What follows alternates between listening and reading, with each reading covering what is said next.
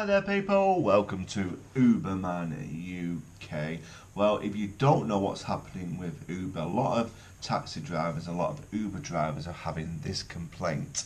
Now, if you're an Uber driver, you think your market where you are now is absolutely flooded with Ubers at the moment. They're absolutely everywhere, and they're not just from your local council, they're all around all from the different parts of the UK, which a lot of people are quite pissed off about and upset about because, for example, where we are in Tameside, we have to go through strict regulations and tests to get our taxi badge. But if I go to somewhere like Rossendale, I could get a taxi relatively easy. Because in Tameside, we've got to do advanced driving tests, we've got to do all the medical tests, we've got to do the knowledge test until we get our badge, and it's 6 months of work when other councils have different regulations and they don't have to do some of these tests. So what is happening, for example, this is just for our borough, in Tameside, we can pick up in Tameside, we can go to Stockport, and then from Stockport, remember we're in a different county now, pick up in Stockport and go to, let's say, Bolton, in a different county again, then Bolton we can go somewhere else. Now really, we're not really supposed to do that. There's a loophole in the law, because what normal private hire drivers do is they pick up in Tameside. This is just an example. They'll pick up in Tameside, go to Manchester, and then in Manchester they have to return back to Tameside to pick up again. But with an Uber, it doesn't work that way. You could go all around the country and still use the Uber app. Now really the councils don't like this at all because it's breaking the rules of the taxi trade and the private hire trade, which has gone on for years. But there is a loophole there how it gets away with, because, for example, Uber is for UK wide, it's everywhere in the UK, so that's how they get it away with it, because they say where the base is, for example, if it's in Bolton, they can only operate around the Bolton area by the council's regulation, but because they're everywhere around the UK, they can operate in multiple states, sound like America, multiple boroughs, councils. So that's how they're getting away with it, and it's not fair for the normal taxi trade, for the traditional London taxis and the private hire taxis.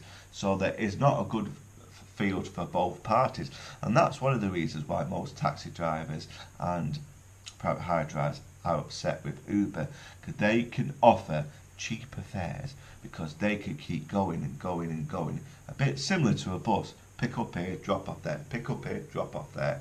So that's why it's a bit cheap, it's a lot cheaper than to use traditional London taxis and private hire vehicles.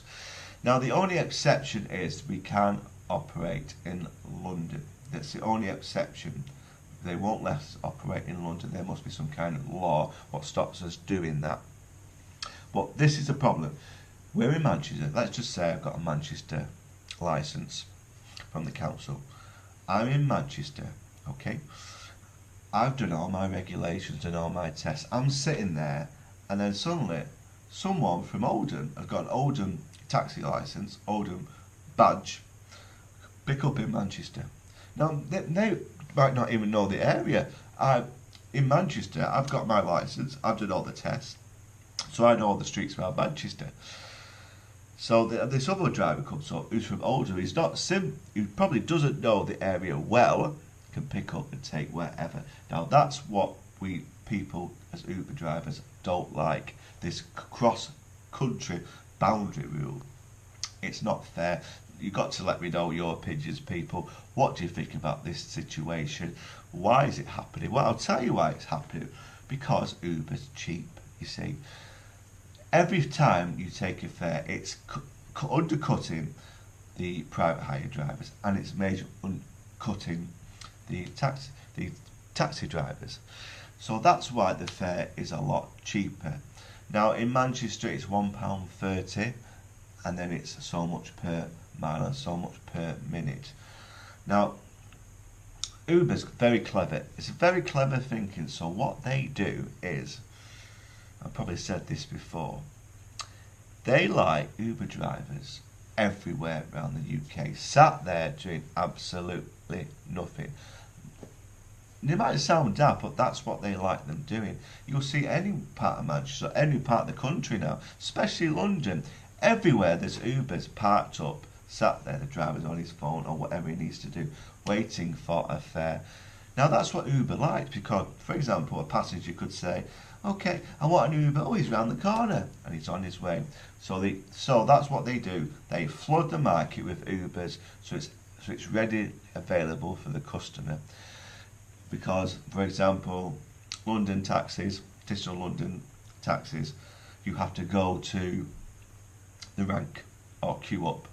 Or sometimes you don't. Or the private hire, you have to ring the base and say, could I have a taxi, please? And, well, they're coming along. They're getting their own apps.